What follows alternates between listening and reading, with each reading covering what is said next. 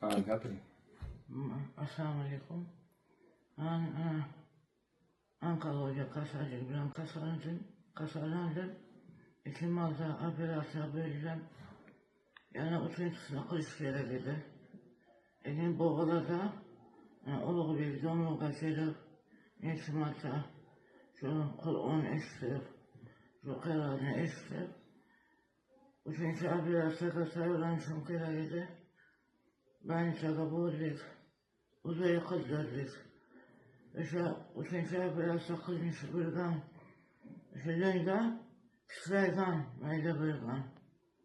Hattoki o'zimni o'sha operatsiya qilish kerak bo'lgan vrachlar ayron qilib, nima qilding deb so'radi. Men faqat duo, faqat shu Qur'on eshitib, duolar bilan Xudoga beso'z shukur. Tawakkal faqat Alloh. Alhamdulillah.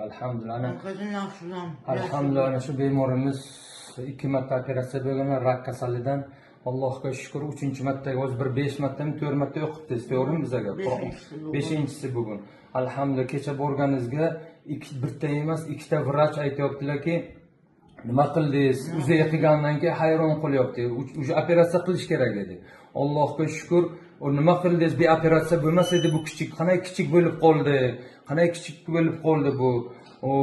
Siz aytganda Qur'on eshitdim deganda doktorlar ana Allohga shukr, ana siz yaxshi deb, sizni kasalingiz bu, biz ham to'g'ri, biz ham kasal bo'lamiz, balisaga yotamiz, lekin sizni kasalingiz ham meditsina, ham sehr bilan kelgansizda.